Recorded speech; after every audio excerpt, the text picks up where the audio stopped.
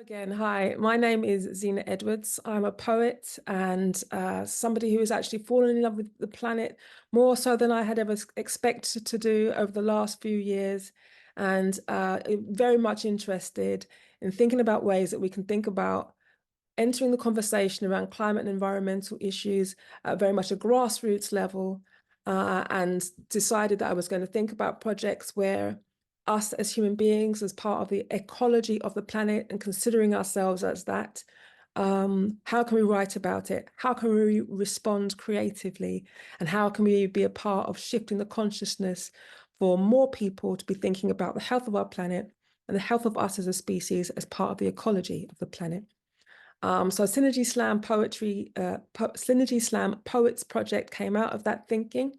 And I wanted to start thinking about soil as one of the primary conversations that we could be having. Next would be water, next would be growing food, next would be trees, next would be seeds. I don't know what's going to be coming next, but all I know is I'm interested in how we're looking at the synergy of urban nature with city life and city living, and how we as human beings, the bridge between that synergy. Today's session is kind of spread out over a few different points. What we wanted to do was look at observing urban nature. Angela, you talked about not being in a space now, but you've been there. And I think it will also influence where you're at now. What the things we'll talk about. The synergy between nature and city, and discovering eco-poetry. Then there'll be some writing exercises that we'll be doing. Then we'll have Fintan Green, who will be speaking about the work that Save Our Soil does, and as a soil advocate, Save Soil advocate. A little bit more writing, sharing our poems, and then we'll go just to close the session. We'll close the session, and then we'll talk about what we're going to be doing next week.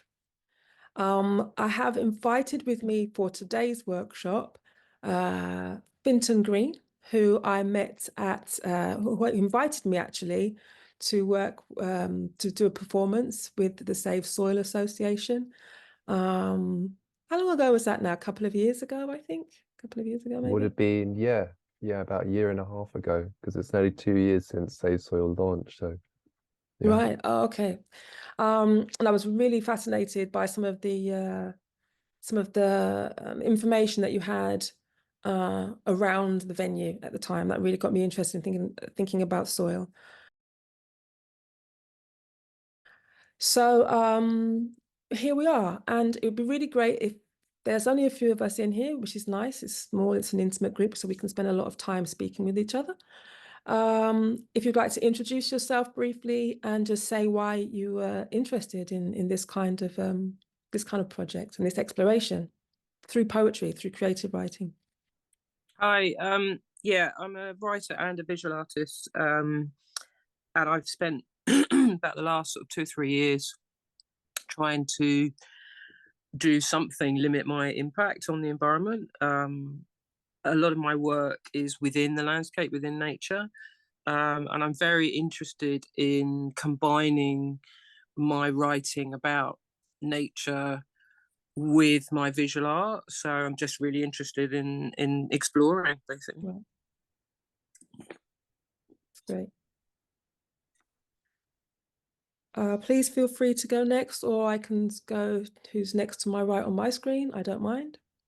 I'm happy to go next. So my name's Jill, and I am based in the Highlands of Scotland, and I'm a poet part-time, juggling that with other couple of jobs and motherhood.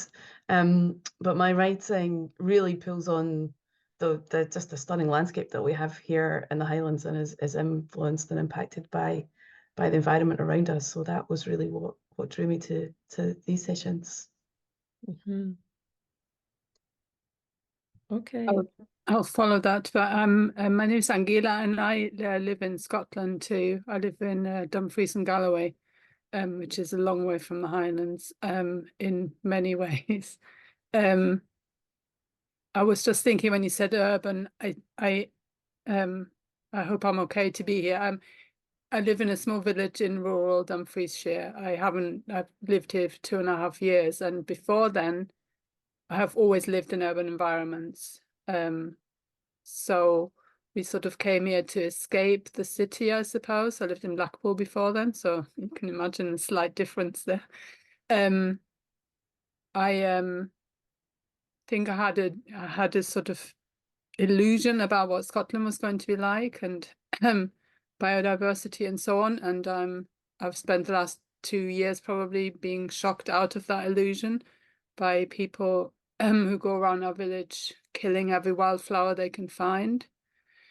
And I'm not like walking around with these big clear canisters, that people, I know in Blackpool there are people on an allotment who had things like that. It's a poison, and they have a wand and they go around aiming it at everything that they think is untidy, i.e. anything that looks remotely not coming out of a garden centre.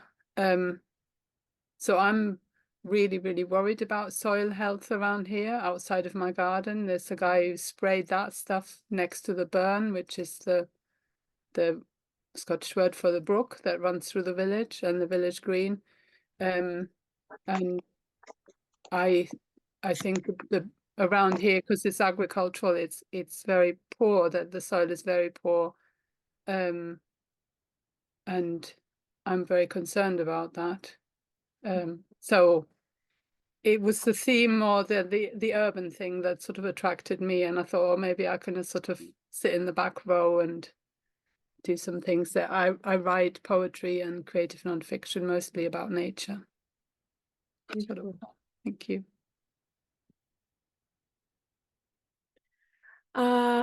Thank you so much. Hi, Abby. Just wanted to let you know that this session is being recorded. Is that okay? You okay with that? Okay, great. Thank you for coming along. Would you like to introduce yourself? And oh, sorry, Denise. Sorry, Denise would be next. Sorry. Oh, sorry. I just cannot turn on my camera. I'm in the car at the moment, and apologies. I'm just gonna join for the first part of the session, and I'm in the journey. But okay, I just wanted to introduce myself. I'm Denise. I live in London. I'm from Bolivia, and my connection with nature is from the very beginning. It's like Bolivia is a country with lots of diverse landscapes, and I think I write poems, my writing in short stories as well, and my writing has been always exploring without me realizing, exploring about my connection with nature, like and what nature means, what is the power of nature, and in what is the power of destruction of nature as well, and what is the role we have within this, the using this power or helping nature as well, and how we feel part of nature rather than nature as a separate thing from humans. Yes, I like to explore more about that, and so I'm looking forward to the program. Yes. Okay, brilliant. Thank you very much. And yeah, okay. And Abby, thanks. Hello, hi. Yeah, glad to be here. I'm in Northamptonshire now. I'm in a village. I have an allotment. I get a lot of good connection with the earth, and I don't know what you've asked to speak about, but oh, it's just introductions. It's not anything. Okay, cool. Yeah. Cool. Yeah, I've been writing for the last couple of years, and I'm really looking for something else to kind of steer me, I guess, at the moment. So it's really nice to join this group. And yeah, I have 2 young children and we get outside a lot, but I really feel that, we all need to be outside more and connecting with nature and connecting with the land. And I heard someone say beautifully a little while back that connection that we've lost with ourselves, with each other, it's all back to that initial loss of connection with the land. So yeah, I'd love to explore that kind of premise really, and learn from you guys, and yeah, whatever else. So thankful to be here.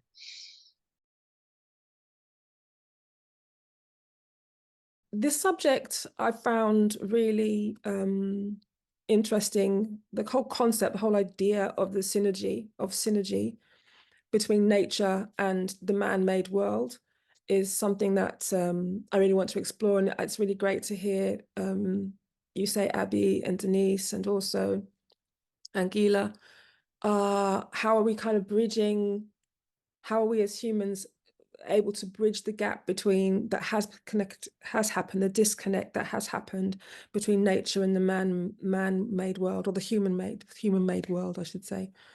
That is the bricks and the mortar and the concrete, and also the consciousness, I guess, around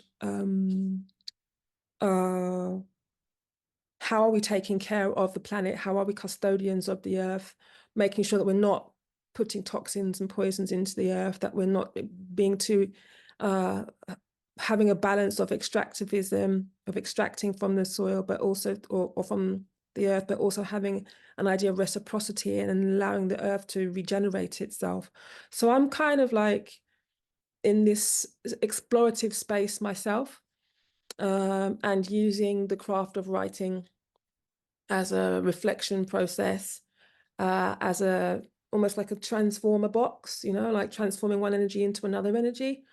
And I'm really interested in how others go about that process as well, you know, doing this in this space with others as well. So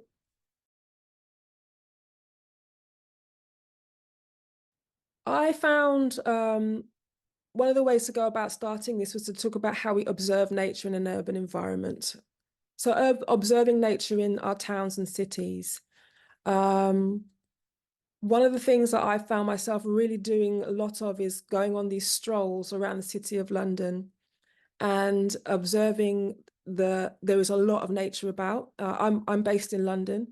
London is apparently has 46% green, is a 46% green space. You wouldn't think it, but it actually is. There's little pockets of green spaces, not just the larger city parks or the nature reserves, but we've got community gardens that are popping up all over the place. You've got people who are planting green walls. So that's, you'll find whole sides of building that are covered with sort of like plants that are great for reintroducing oxygen into the atmosphere.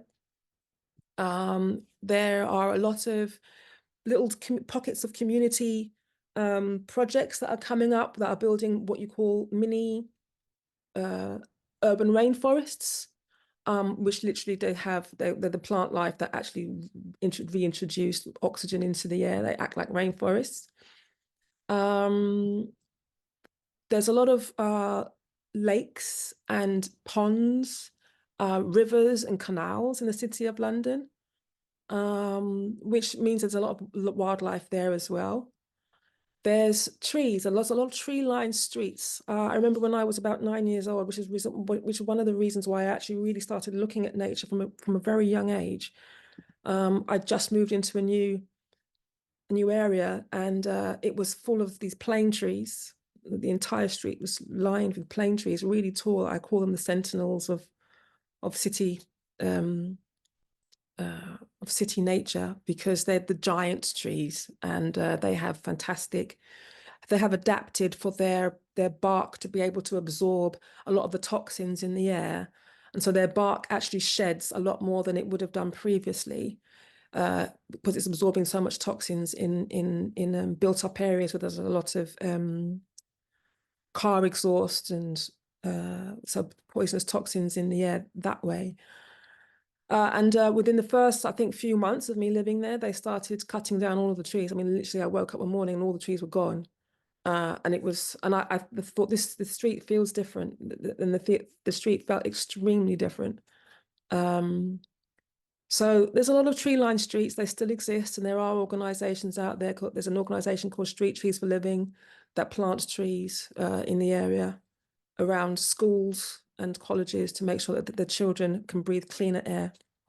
There's a lot of different initiatives that are happening out there as well.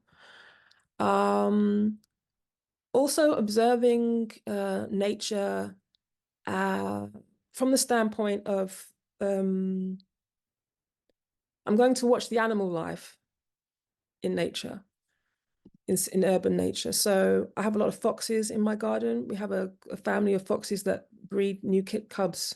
They're called cubs, aren't they? Yeah, cubs every year. So the mother will come back and the daughter of the mother that was there last year will come back and have children. So there's lots of fox cubs every year. So I observed that. I was in Brockwell Park yesterday, and they have a pathway that has a sort of pond on one side and a little sort of stream thing on the other side. And they've got a sign up that says, migrating amphibians, be careful where you walk in the evening. So like basically don't tread on the toads and the frogs that are crossing there. So just those kinds of things come into my radar while doing this work. I've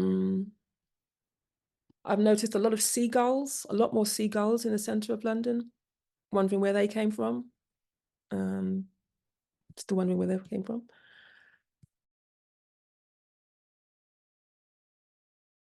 So observing nature is, I think, something we could turn our minds to doing in the vein or in the kind of like, with the intention of being able to recognize that it is all around us at all times, rather than when we don't notice it, when we're in the rush busy of our hectic lives. So just very quickly, it would be great if people put, or just wrote very quickly, a couple of things that they know immediately, comes to mind immediately, that they've observed about nature. Like whether it be, like I said, the water, ponds, lakes, rivers, the wildlife that you might see, particular, maybe if you are already in the rural areas, like is there a part of that rural area that stands out for you that maybe you don't, that you might not notice now, or not notice before, but you can notice now. Just have a quick think about that, and it literally be just literally a couple of minutes on that.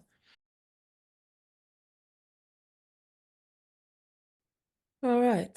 So actually, what was the strongest thing that came up for you? What was the strongest visual image or sonic, sensory, sensory, what's the word I'm looking for?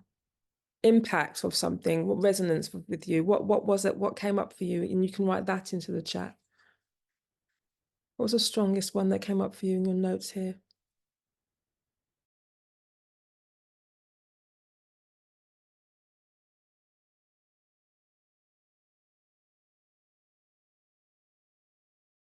Oh, you're lucky. You get murmurations. Oh, great. Yeah, it was an amazing one. I went with took my kids, and a friend had told me where, and we kind of tried to get as close as we could. It was across some water, but it was, yeah, there were thousands, really, really amazing. Beautiful. Managed to get the kids to stay there long enough. It was they appreciated it in the end, which was cool.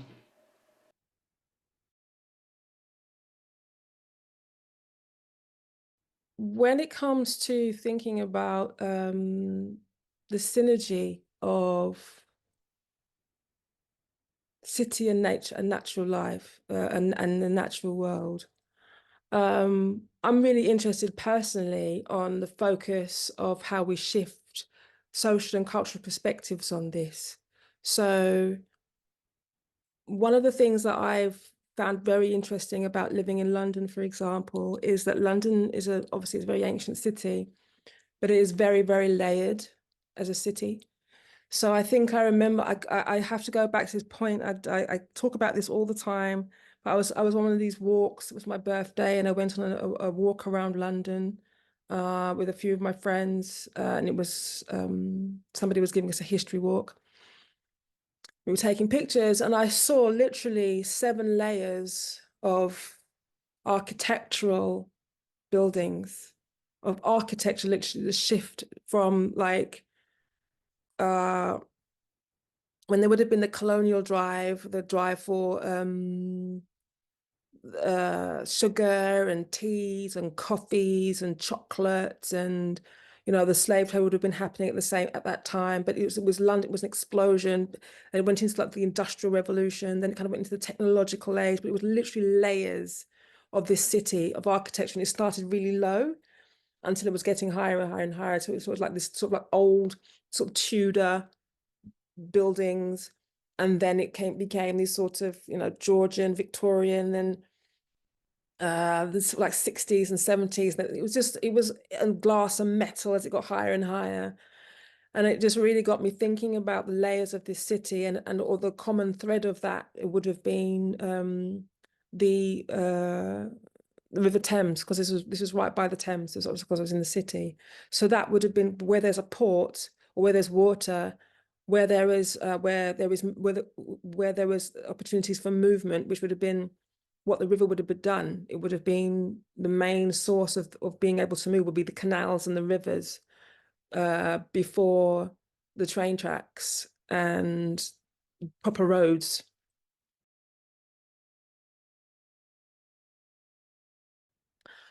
So I'd like us to really think about the urban environment, the man-made, human-made environment, and what are the things that you find most distinctive about that? What's the most sensorially,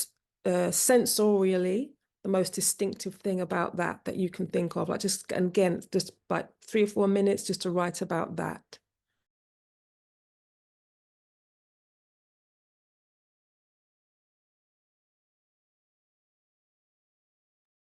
Okay, when you're ready.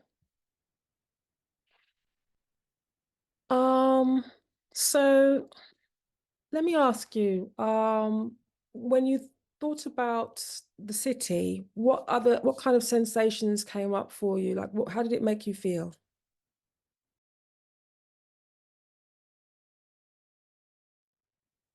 I think for me, it's about kind of being closed in.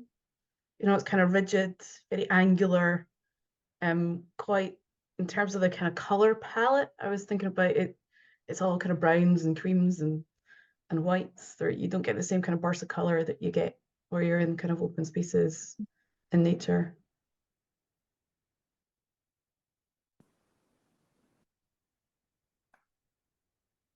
Yeah, I find that. I mean, yeah, I'll let everybody else speak, because before, sense of being closed in. I was thinking of it in terms of noise.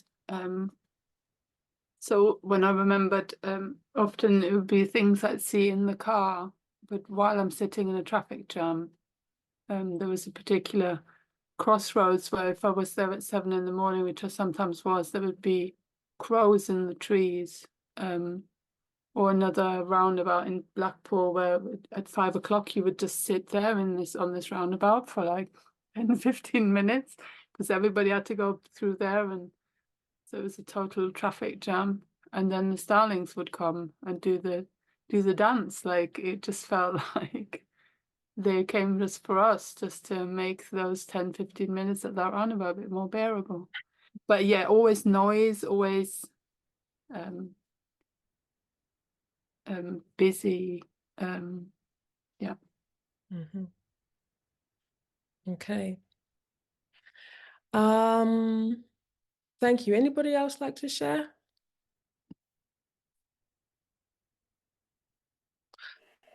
Just very quickly, I'd like to say hello to Eleanor, and to help me, if I hope I say your name correctly. Is it Ger? Sorry, it's Jer. Jer. Yeah, Nice to meet you both. Thank you for coming in. We've just quickly gone through a couple of exercises thinking about the observing nature and observing the city, and what kind of things that jump out at us as being like the most impactful upon us. We've got people who live in different parts of the UK. We have people in rural areas in Scotland, Nottinghamshire. I'm in London. So we've kind of got a breadth of the natural world, where this is very nature, very natural, and where it's in the heart of the city.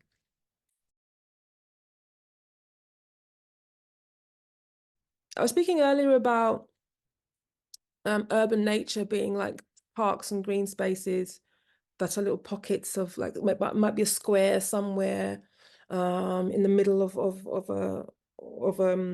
you know, like you have houses all around in a particular area and there's a square there. It might be a little bit of a green space in an estate of flats. Excuse me, it might be a nature reserve somewhere, or somewhere that's been reclaimed and rewilded in the middle of a city. I was talking about little pockets of what they call mini rainforests that literally are like a bunch of plants that have been along the side of the road. If you wouldn't notice them, you might walk past them in your rush, busy kind of lifestyle.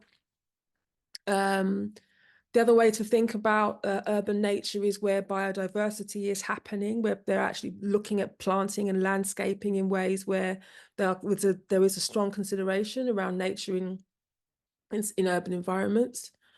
Green infrastructure as well. So talking about green walls, which is something I spoke about earlier. Got wild-friendly urban design. So this is like bird-friendly architecture, nesting sites.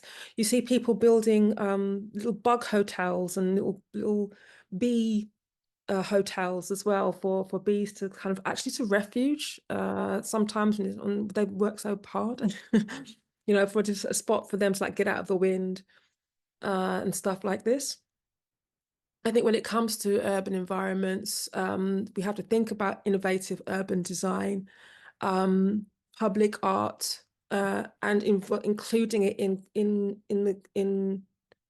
including looking at greening as a cultural consciousness, a cultural decision, as a cultural and social decision. And I think that's the kind of conversations I like to have when it comes to writing poetry, because I think the conversation around this is very tricky, as in we can get caught up in the politics, we get caught up in the economics, and we get caught up in, well, it's just too difficult to change things. All these buildings are here now. But I think through creativity, we can start to sort of represent and advocate for urban nature to have a stronger voice, and for it to have an opportunity to just have more space, in our lives and existences for well-being, for our well-being as a species, because we're not going anywhere time soon, and we're constantly building.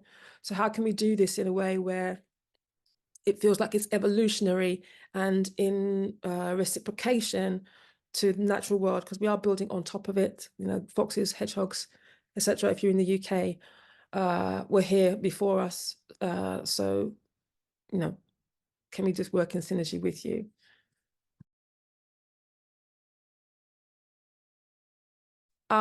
Is there any questions at this point? Do you have any questions at all? I mean, I'm focusing on this part because this is about writing urban nature before we go into the soil part. Any thoughts that you might have? Huh? Okay.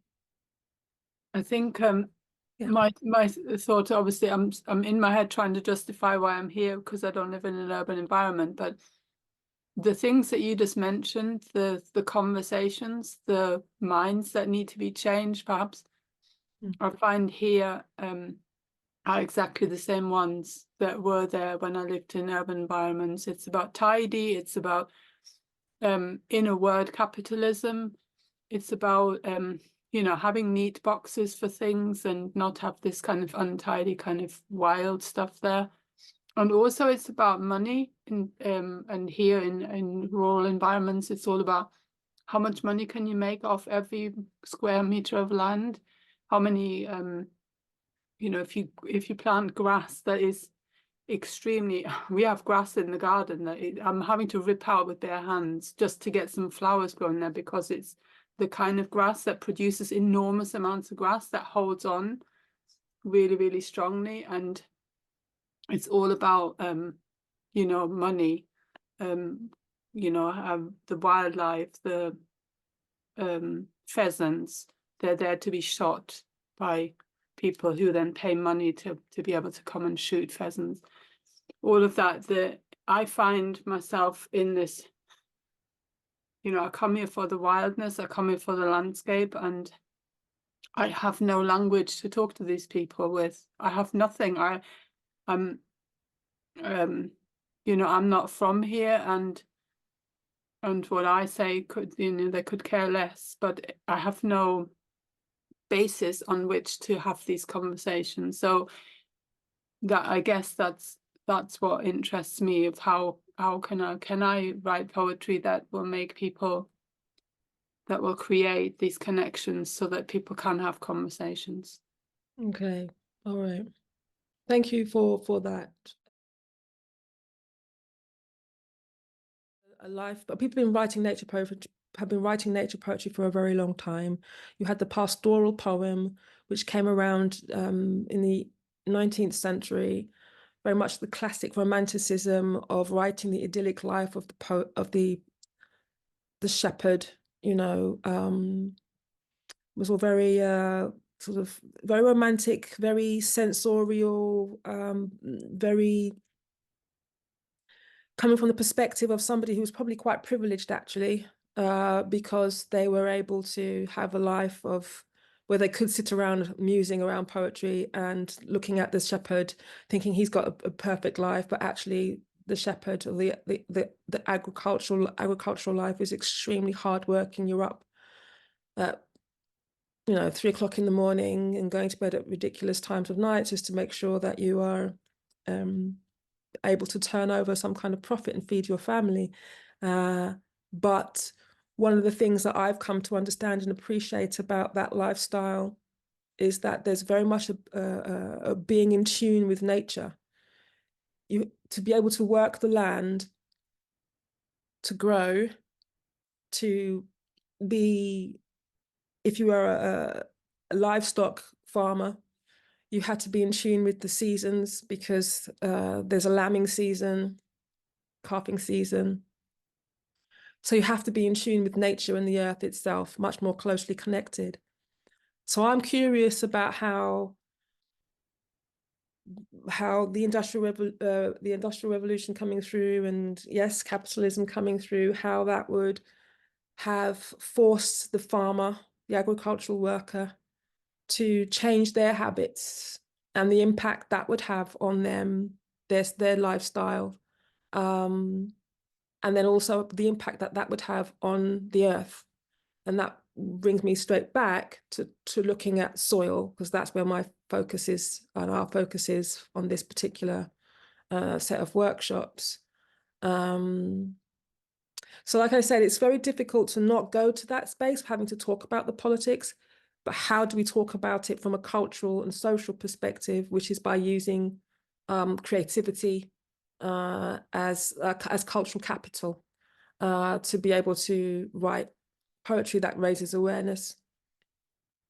So just looking at eco poetry, how many people in here have experienced writing eco poetry at all? Tell us what your experience was, Finn, very, very briefly. Well, I didn't know I was writing eco poetry until afterwards, you know. I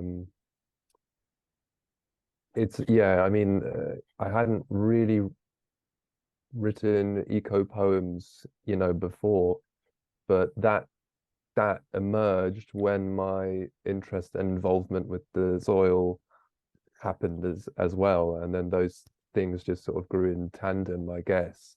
And then, so I guess you could call that then, well, this is probably eco poetry, because it was coming from an emotional thing, like a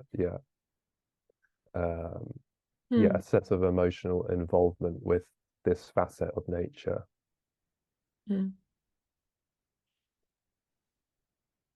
Anybody else felt they've come into contact? Yeah, hi. Yeah, hi.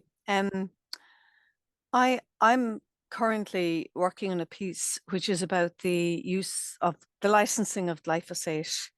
I live in Ireland, so by the EU on the 17th of October for the next 10 years. And I think in the UK it's already licensed, and certainly in the US it is. So the use of glyphosate, it's used in all crops, all fruit growing. Local councils use it in public parks. And also the use of coating seeds in neonicotinoids, which is destroying destroying the bee population. The bee population worldwide has declined by 40% in the last 2 years, just by the use of neonicotinoids, and it's linked to cancer, Parkinson's, and autism in humans. So I'm doing a lot of reading around that, and I'm working on a piece, but it's actually very hard to kind of find the right tone, because anybody I've read it to said, well, it's not my fault this is happening, so I have kind of an accusatory tone that I have to try and change or make it a bit more palatable, yeah. Okay, understood completely. And this is why I think eco-poetry is a very interesting genre of writing.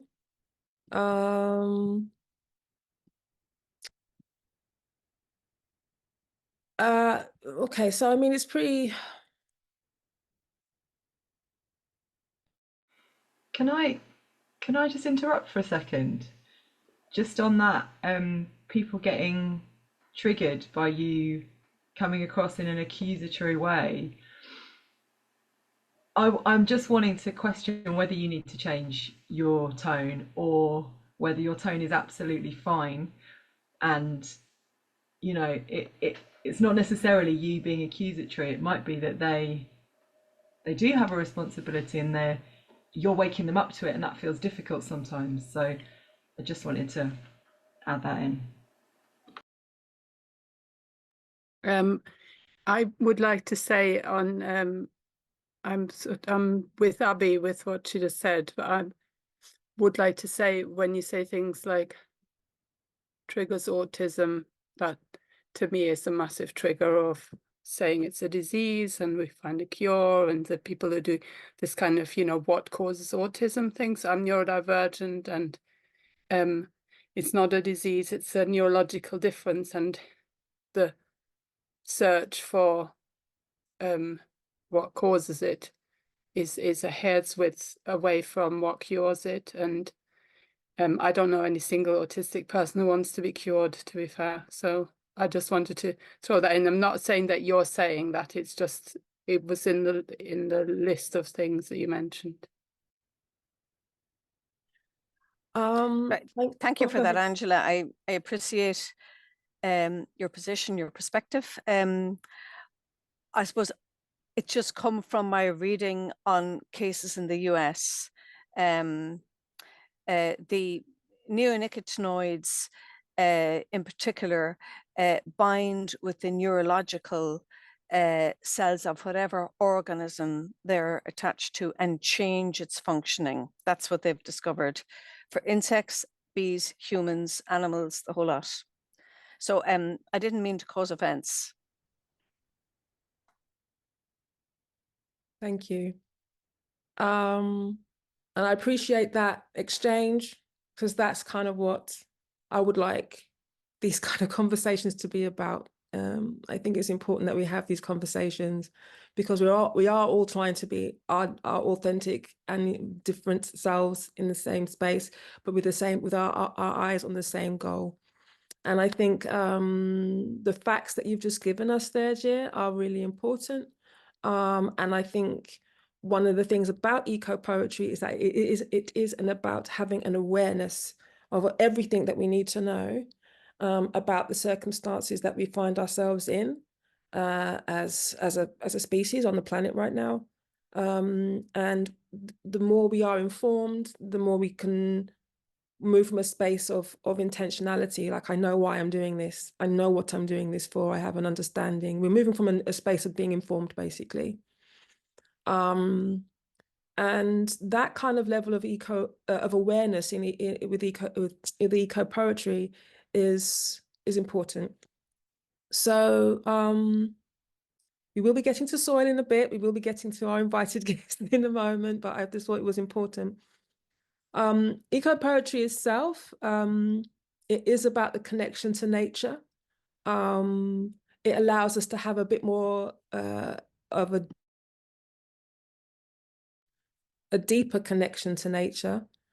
I think I have a quote from a blog that I've written where I say that eco poetry is the lexicon of the 21st century, is that we need a new language to talk about these issues. One that isn't so, it's not about the legalities, it's not academic, it's not what some might call confrontational, but all it is being able to state a truth and say, this is what's happening. How do we move forward? But if you are somebody who really enjoys language and enjoys evocative language that makes you, that engages the senses, that makes you feel moved, that makes you feel like you've had your consciousness opened or elevated in a way, moving forward, moving from one headspace into another, that's the beauty of language. And eco poetry allows us to do that, I think, because it has it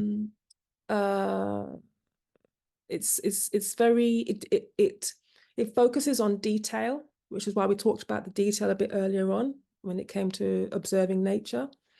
It enables us to celebrate nature, ourselves. Yes, there is an element of having to look at the hard, cold facts of things, which can become depressing, which takes us into places of loss and grief. But then we have to ask the questions, okay, how do we have a mourning process, as in a M-O-U-R-N, a mourning process, the way we feel about what's happening to the planet or happening to our environment. Levels of eco-anxiety is rocketed. That's a brand new 21st century thing. Whoever thought that eco-anxiety would even exist, but it does.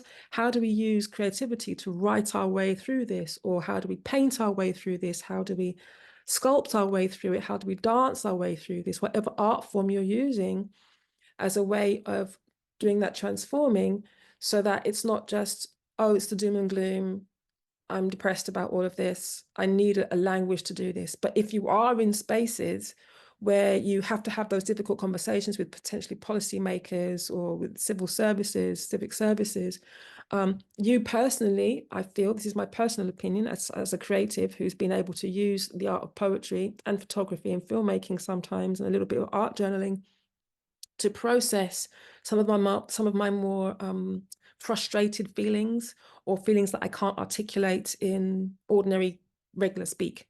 You know, I use creativity to do that, and eco poetry enables us to do some of that.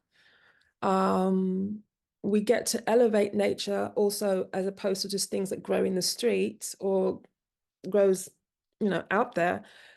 We give it a little bit more poignant meaning because of a level of spirituality to it. Indigenous cultures, ancient cultures saw the spirit of the planet. So how can we use those indigenous and ancient cultures to inspire a little bit more hope within us, be more hope-filled, and also take us into another level of maturing with our connection with the planet. Okay, this is going to be quick fire, very, very quick fire, and then we'll take a break, and then we'll have a chat with our guest speaker, Fintan. But very, very quick fire responses to these questions. Okay. your personal connection to nature, your interconnectedness to nature, where you feel there's some kind of synergetic, symbiotic relationship with you as a human being. Describe that in 3 words.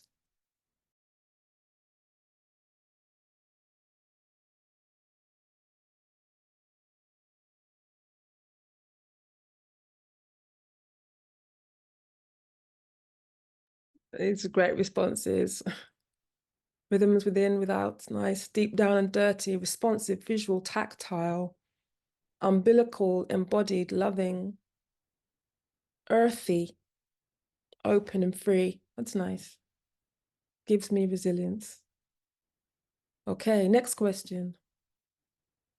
Where would you say loss and grief exist culturally and such as say socially when it comes to nature and urban environments? Where do you think people really feel a sense of loss when it comes to nature and urban environments?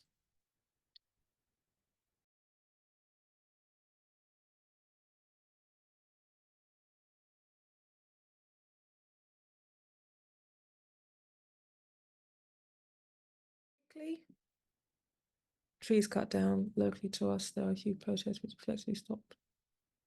effectively stopped some devastation. And a recent visit to a woodland, kids were really shocked by the loss of a big chunk of trees. Yeah. So just to go from one side to another of this conversation, flipping it a little bit, what 5 words would you use to celebrate biodiversity or to celebrate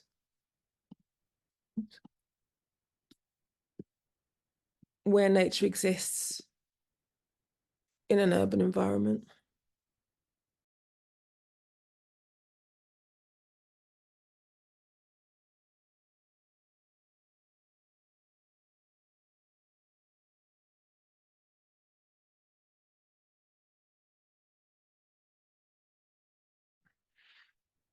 All right, okay. A couple of people have left already. They said they had to leave, which is fine, but this session is being recorded, so everybody can catch up on them, on what we talk about and the exercises that we've done today. Okay, what I would like to do now is introduce our guest speaker, who is Fintan Green from the Save Soil Association, who I met at an invitation to perform a poem that I'd written for an organization called the Hot Poets, and beautiful, wonderful projects looking at climate and environmental issues and using creativity to respond to science and academia and just making it accessible. And Fintan invited me along to perform. So do introduce yourself and tell us a little bit more about what you're doing with Save Soil. Thanks very much, Zina. First thing to say is I think Zina's slightly guilty of greenwashing me because my surname isn't Green. Oh, wow, I'm so sorry. But it might as well be because Save Soil is all, it's a very luminous green that we wear. So I think that's probably like the association. My apologies, it's Dineen, Not sorry. at all. But it's funny because my surname's Irish and it means brown-haired people. Maybe Jer can confirm that, but yeah, apparently means brown-haired. So linking to soil, you know. So my involvement with Save Soil came about because there was a call out for writers looking to kind of write content for this soil issue, and it was only until I started I kind of volunteered because I was interested, realizing the scale of this issue and how all-encompassing soil is, but also how massively hopeful the message of Save Soil is, because it's so holistic and everything comes from it. So I don't know if there are any German speakers in the house at all. That might sound like a random question, but I'm just linking it in with today being Mother's Day. Is there anyone? No? Okay, so if I should just share screen. Bear with me, I'm going to make you a host. Hold on a second, please. You are now host. Cool, great. So I don't know, whilst I'm doing this presentation, it'd be nice to hear you guys, but I don't know if I can see the chat at the same time. So if I ask a question, please, if someone can just volunteer themselves, that would be fantastic. Okay, can I move this before giving away all the answers?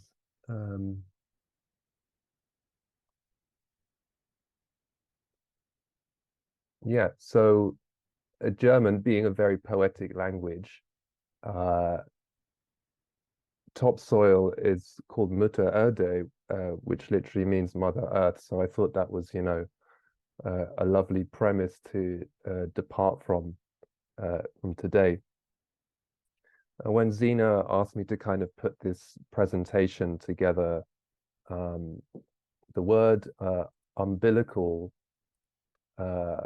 came up quite strongly. When I first kind of got involved with making content, this was one of the first images to kind of to appear, and this one always kind of stays with me because I think it says just sort of so much about our umbilical relationship with soil itself, and it is, you know, I think of it more and more as if, you know, a kind of literal mother.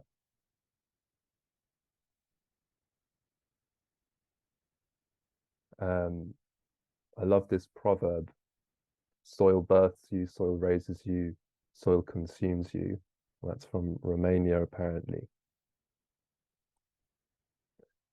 And this guy was the founder of modern soil science, who said this a long time ago, I think in like 1880. There's nothing in nature which is more important or deserves as much attention as the soil. Because, you know, we were speaking about the emergence of industrialization and this increasing sense of divorce we've had from the land itself. And we'll arrive at a point where we'll see how unbelievably amazing kind of soil is. And I guess that kind of sense of like re-enchantment with the earth. So if anyone could complete this sentence for me, soil is the largest living system in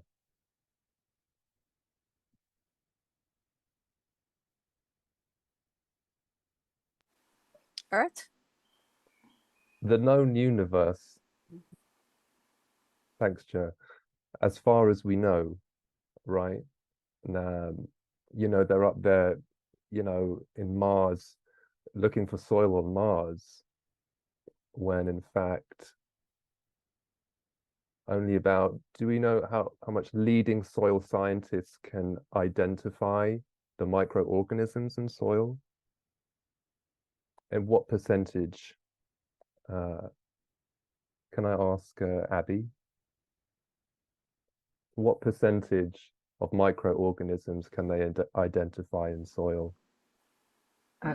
Sorry, my son's knocking at the door. Hold Oh, on. did you know? Oh, sorry. Any other ideas? What percentage microorganisms, total microorganisms in soil?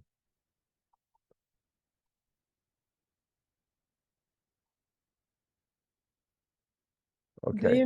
Do you mean like of the whole planet, like micro?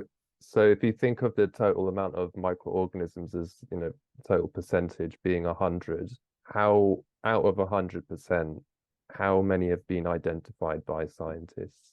Oh, identified. Okay. Yeah. I'd say 5%.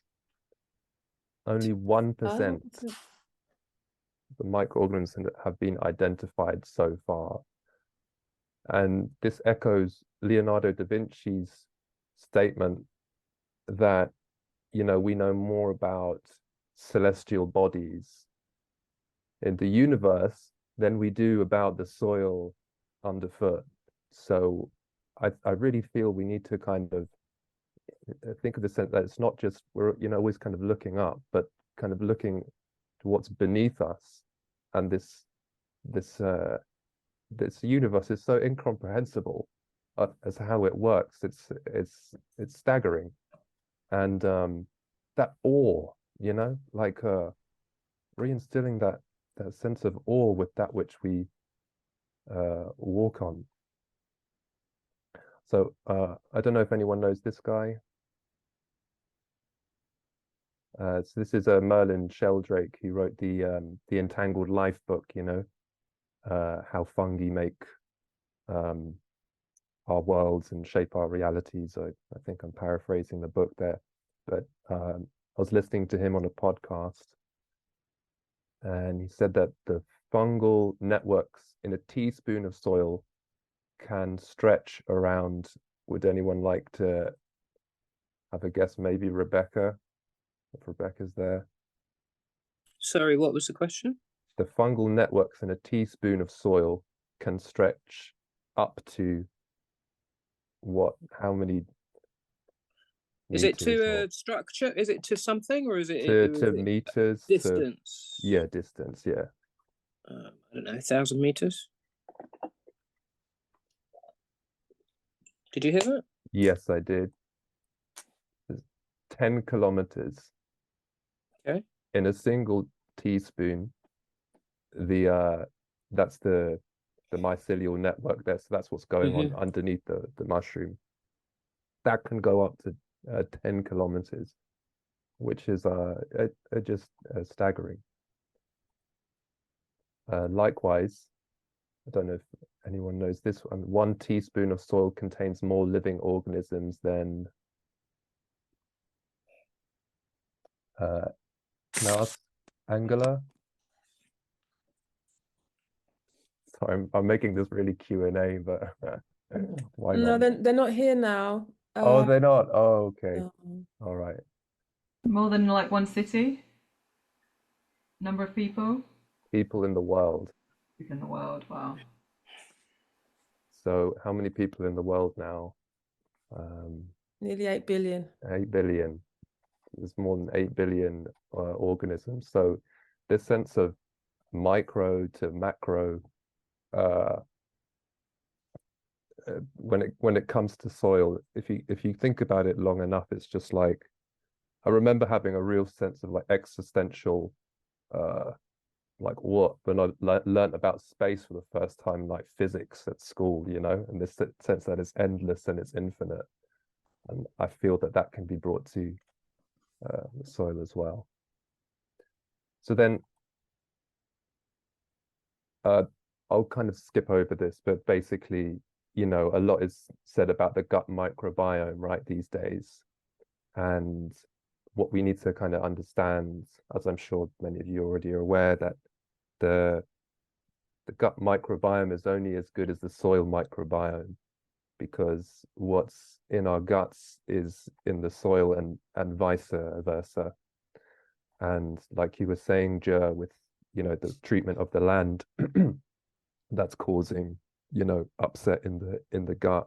So we can't just think of it in sense of like, oh, our diet's got to change and like this and that, but you know, it's where is it coming from, and how is the soil health there?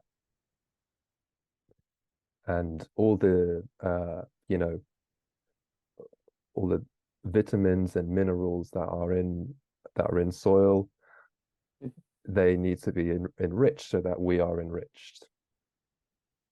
So just to kind of go through the global scale of Save Soil before I kind of take it back to sort of our local environments. But has anyone heard of the Save Soil movement at all? Okay.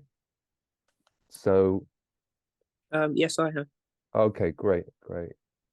So the UNFAO warning that 90% of the Earth's topsoil is at risk by 2050, and that 50% of the world soil is already degraded.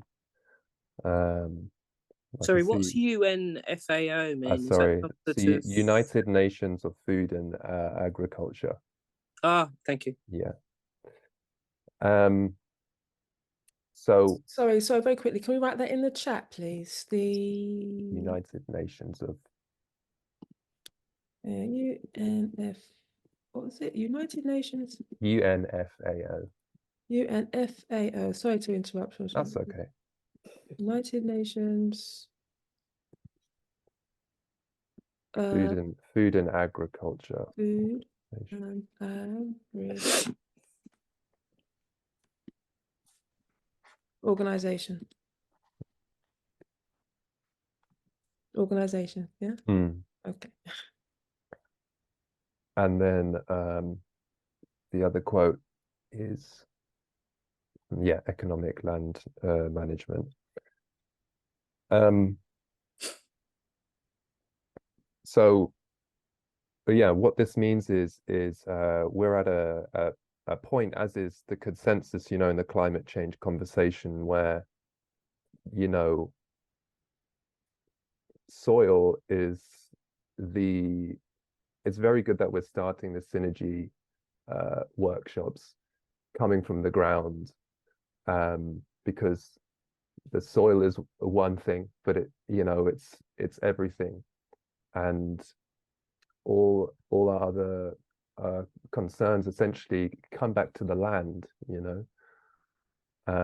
Just to give you quite a sobering fact, so can anyone guess how many oranges it takes to get the same amount of nutritional value as, say, one orange your grandfather ate in 1920? I don't know how old people's grandfathers were, but you get the idea. I would say maybe 10 oranges. Yeah, you're on the... So you probably heard the facts. No, I hadn't actually. Oh, you had not? No, I hadn't. Yeah, I'm not making it up. Yeah. Well, I was making it up in the sense of I've just guessed. Yeah. Well, it's shocking. 8 oranges. Right. Okay. There was a study in the Scientific American in 2011. So if you want to keep your teeth at all, you can't be knocking back 8 oranges, every day. So again, it's pointing to, it's not the product, but it's the the quality of the soil that it comes from. So how do we reverse this? Very simply, the soil thrives on the organic content in it, which is made up of plant litter and animal waste decomposing. Like Zena was saying earlier, the sense of being reciprocal, just allowing what we take to be put back.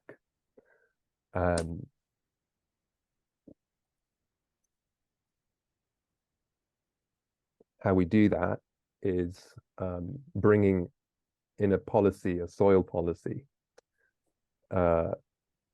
which restores the organic content in soil to 3 to 6%.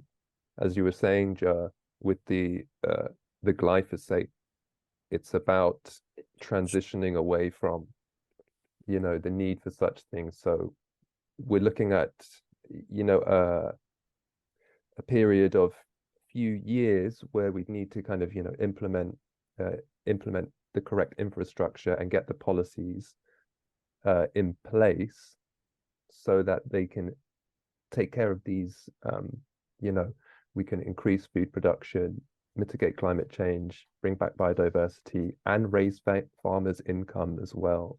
So by tackling soil, you're taking care of so many other things. So Save Soil was at COP just recently, and whilst there are so many other solutions to climate change. You know, soil could really be, you know, one that's kind of, you know, kind of screaming at us. So that's, yeah, that's why, and that's how. So what's caused this? It's a mixture of, you know, intensive and unsustainable farming practices, monoculture and tilling around the world, and it results in, you know, desertification. So everyone following me thus far? Yeah, this is all making sense.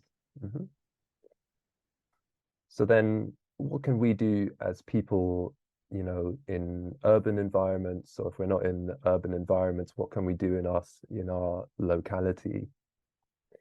And I'm sure everyone here, I'm kind of preaching to the, you know, converted, because like everyone here has fostered a sense of connection with, you know, their natural surrounding. I heard you, Abby, talking about, you know, being involved in the soil, you know, today. But I've recently started grounding. I'm in London as well, just in my local park, and I'd really like to see this kind of normalized, because I think it would actually stop people from needing to go to the doctors about, you know, if they've got inflammation, or they need like a mood enhancer, or, you know, all these different things. Like the earth has that charge within it, and just the very simple thing of just walking barefoot for 20 to 30 minutes a day can be absolutely fantastic.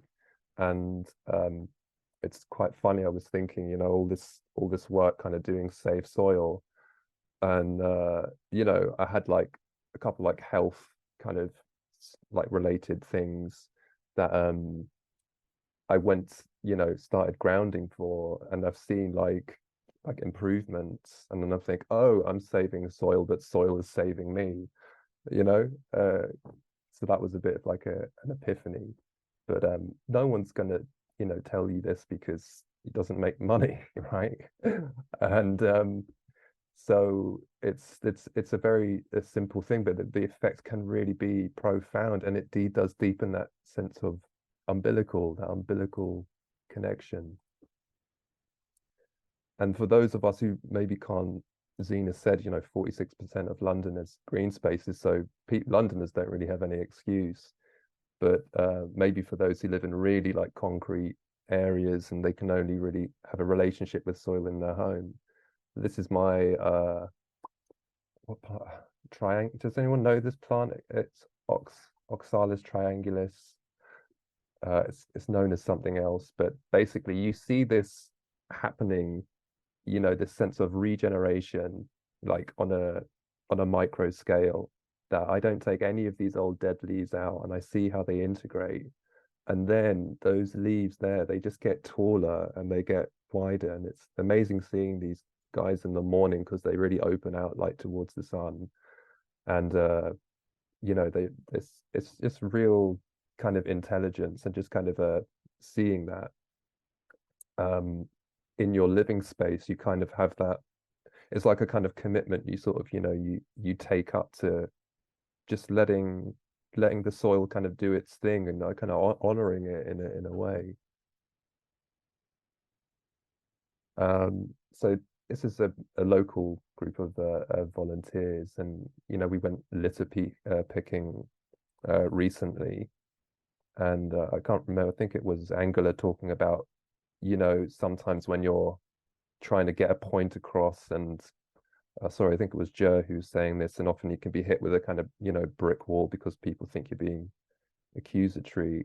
It's very interesting just seeing the response of people just kind of, you know, doing this, and how you're kind of demonstrating something. And I do think it triggers a certain response in people, where they kind of, you know, they smile and nod, because they notice that you're not the bin men, you know, but you're just kind of doing something which is sort of self-directed, and you know, if they want to know, they're curious, then they kind of come, and then you kind of have that kind of conversation. Because, you know, other times you'd be like giving out flyers in the street and people, you know, they might not want to know. And I know Zena has done some research into, you know, how microplastics get in the soil as well. And essentially, I think it's about instilling that sense of like collective responsibility, isn't it? And, you know, like I find myself just like seeing litter that doesn't belong to me, just kind of picking it up, just kind of like automatically, and not getting personal about it, or not getting like this should be someone else's thing. But it's just that kind of that quiet resilience of nature always coming back, like the old Titan, nature persists. And in some way we can kind of, you know, embody that by just kind of, you know, not feeling like doom and gloom kind of about it, and what, because that's always going to be the case, but just that kind of, no matter what, you know, I can just, you know, you can kind of just initiate something, and the consciousness, I think, of that then can actually ripple out. So lastly then, it's just being mindful of, you know, next time you eat something, or take an antibiotic, or wear something, all roads lead back to the soil. And yeah, that's kind of the message I want to end on. Some practical things you can do with Save Soil. You can make a hashtag Save Soil post. Speaking about it is, I find, literally the best way, because in recent years, soil was not spoken about, you know, and we've got it up to that point now in the past 2 years. It'll be the 2-year anniversary next week. Soil is really up there on the kind of, you know, the agenda, and hopefully as a means of a solution, the soilution, as we say. And then also you can write letters to your MP as well, and there's like instructions on how to do that on the website savesoil.org. I think someone's trying to get in, so yeah. Yeah, lastly then, there could be no life without soil, and no soil without life. They have evolved together. So yeah. Finn, hi Finn, Yeah. could you just let Yeah. let them in, please? Yeah, let Rebecca in. Thank you. So as it's, you know, poetry, a workshop, this is a really, really beautiful poem by Sharon Olds. And I think this really encapsulates what, you know, not only Safe Soil is about, but just this whole awareness about how pivotal soil is. Could someone volunteer to read that? I'll read it. Thanks, Jo. Dear Dirt, I am sorry I slighted you. I thought that you were only the background for the leading characters, the plants and animals and human animals. It's as if I had only loved the stars and not the sky, which gave them space in which to shine. Subtle, various, sensitive, you are the skin of our terrain. You're our democracy. When I understood that I had never honored you as a living equal, I was ashamed of myself, as if I had not recognized a character who looked so different from me. But now I can see us all, made of the same basic materials, cousins of that first exploding from nothing in our intricate equation together. Oh, Dirt. Help us find ways to serve your life. You who have brought us forth and fed us. You who at the end will take us in and rotate with us and wobble and orbit. Very much. So that brings us to the end of this presentation. But if anyone has any comments on the poem, or yeah, something like soil related, kind of tying this all in before we kind of go back into writing. I'd welcome, yeah, your thoughts, any input. I'd just like to say I found it really interesting, and you've clarified something for me in terms of what I'm trying to look at, that I have to start with the soil. Yeah, it's been very interesting. Thank you. Thanks, Jo. Thank you.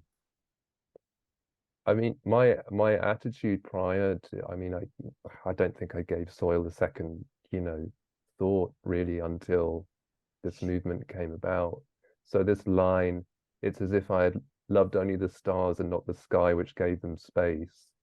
That, it just like, yes, of course.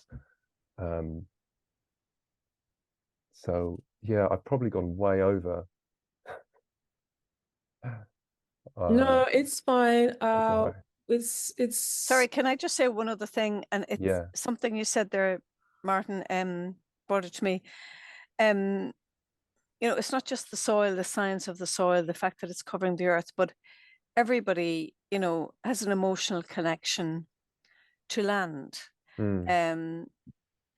The land where they were born, the land where their ancestors are from. So it's we have almost a mythic relationship with it, as well as the physical, practical relationship. Yeah, absolutely. Yeah, I found that line there, the same line, as if I only love the stars. That constant gazing outward. When we just have to look beneath our feet, look to ourselves as being made of the earth as well, like our bodies come from the earth itself. Exactly. And we'll return, like the quote that you had at the beginning, the soil, what was this, the quote right at the very beginning? Soil births you, soil raises you, soil consumes you. Soil consumes you. That was quite profound for me. Also, just say what you were saying, Jo, about land of your ancestors. When you're reintegrated with the earth, you're also joining them on a like material level. They have been reintegrated with the earth, and so will you, which is quite it's astonishing to think about. Yeah, we're all coming from the same place and going back to the same place.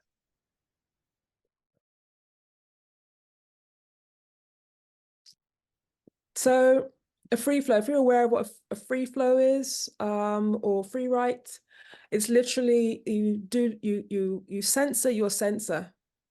You say, this is not your time to interrupt my writing now. I'm going to just allow myself to free flow on this page.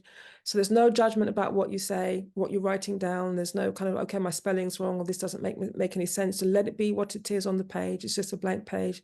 Or if you're on a laptop, it's just a blank screen. Just write.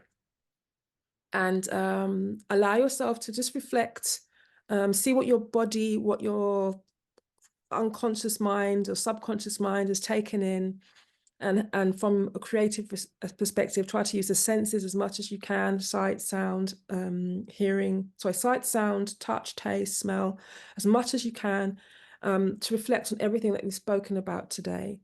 And you'll do that for literally 5 minutes, and you just the whole plan is that you do not stop the pen from moving. Sure. Yeah, sure, Rebecca, I'll do that.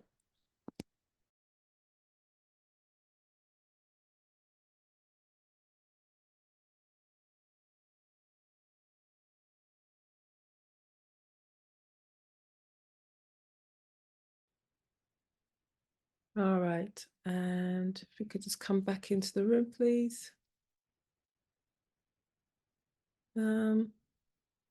Is there anything that anybody would like to share? Feel comfortable sharing?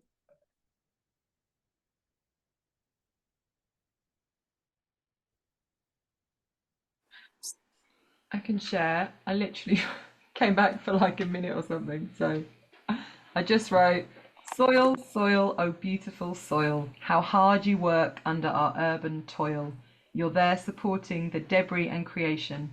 You're what gives us life and any jubilation. That's it. That's great. Thank you very much. I'm happy to read a piece. Yeah, please do. Okay. So I took some liberties and yeah. Soil births us, consumes us, takes us back under her skin. There we become part of her, we rot, we give back to her. She who has laid open her body for us, exposed herself to our injurious conduct. We who have poisoned her must also lie within her, become part of her. She is our mother, our father, our tribe, our bloodroot, our skin. How can we hurt her whom we are also hurting ourselves? O earth, O mud, O clay, we are sorry. Hold us while we stand up. Hold us while we give birth. Hold us while we are shrouded within you, our bones under your skin. Ooh. Nice. Thank you so much. That's beautiful. Please feel free to share that in the share that with us in Poets Built It. By the way, you can make an article in there. We can share that with us in the Synergy Slam workshop program space.